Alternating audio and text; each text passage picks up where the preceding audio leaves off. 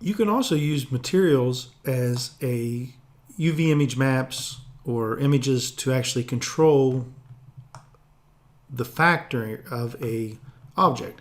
So what I have here basically to demonstrate is I've made a plane that if you go into one view, you cannot see the monkey. Behind it's a monkey, a little bit smaller, and I have a sun lamp coming in.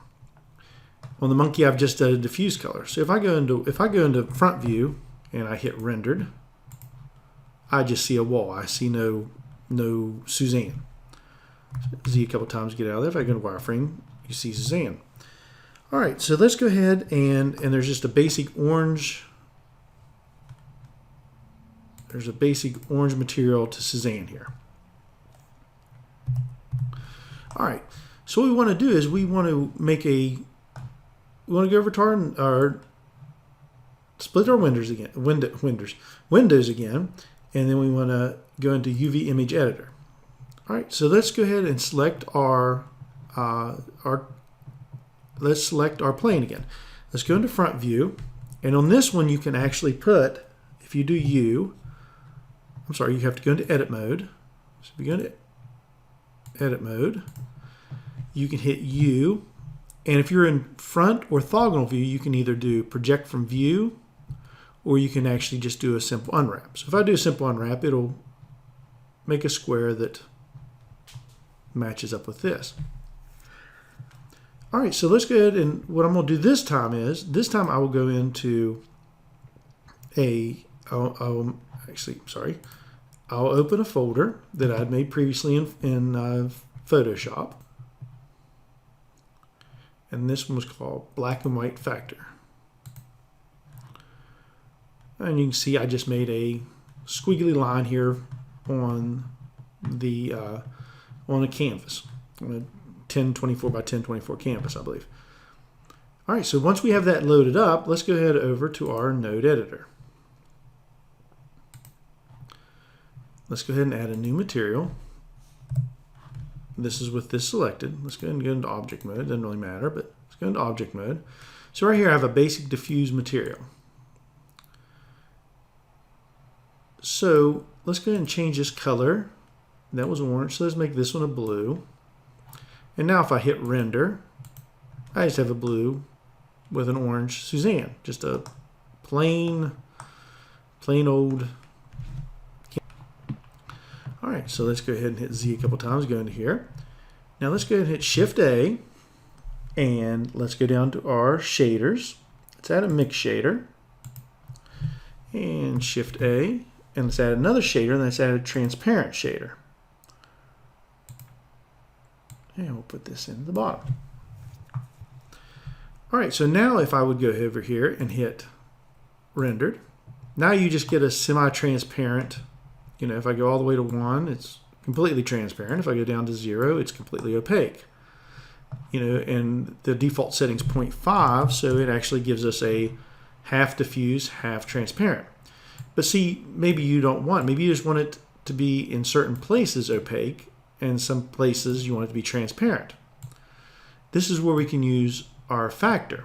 So let's go ahead and do Shift A, and let's add a input texture coordinate. If you take this off screen, I notice that it actually just disappears. So texture coordinate, we'll put it up here. Let's zoom out a little bit so we can. All right. So let's go to Shift A, and let's do a texture, image texture. Zoom in a little bit so we can see. Black White Factor JPEG. I've done that already. I've opened up, so it's over when I click under this. You want to change this to a non-color data. Take our UV into our vector. And this is one of those where you can actually, where yellow can go into here. So we'll take our color and put it in our factor. And you see what happens. Everywhere, if we go back and look at this picture, look where the marks are. So if we go back into this picture and we go to our UV, notice that this black line is where the diffuse comes through. And since it's not completely black. It's kind of a dark gray.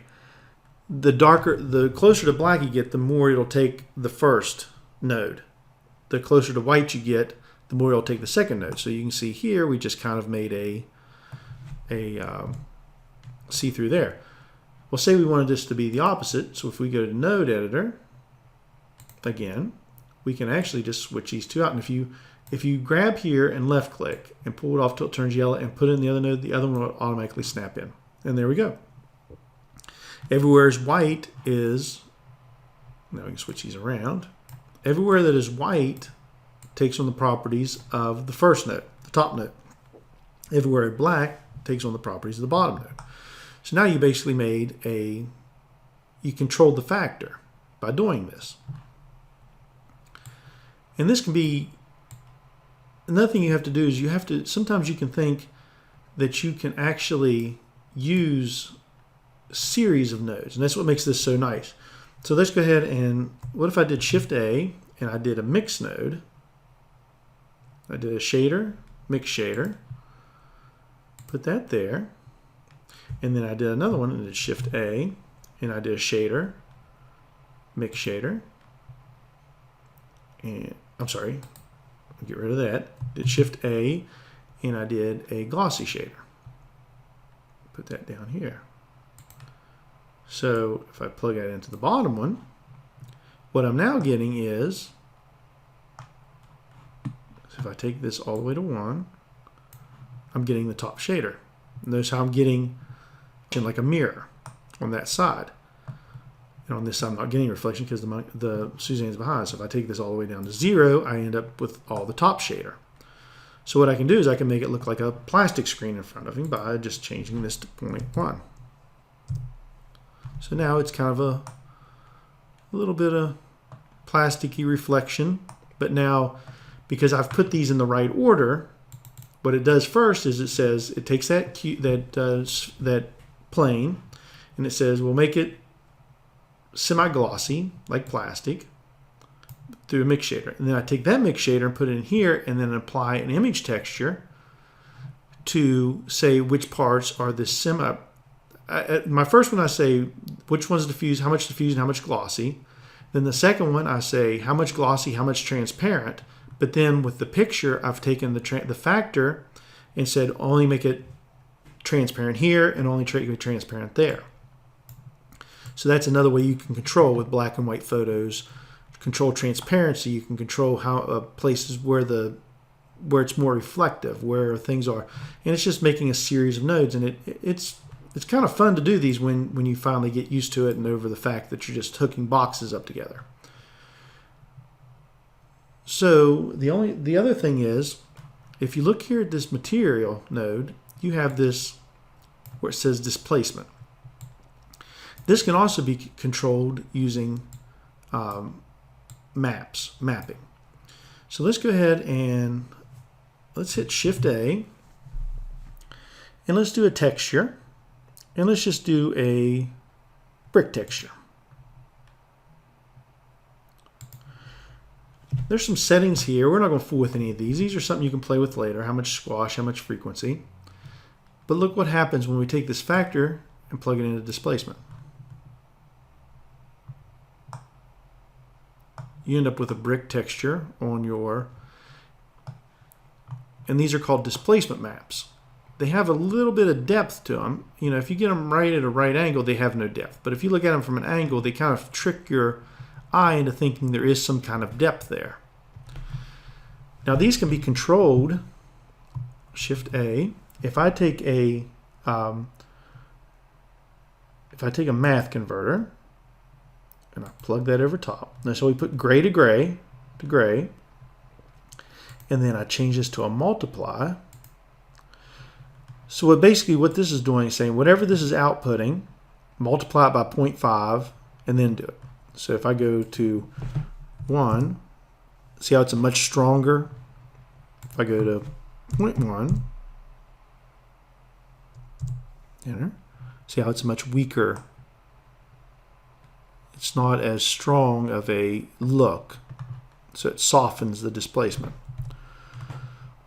So this is the way to combine some different things. So displacement's nice. You can actually use images for displacement too. You can make your displacement map, and you make it. You can run your UV here. This might make a little bit of a difference, maybe not. And you want to go blue to blue vector. So it doesn't make that much difference. But maybe if you unwrap something and instead of painting a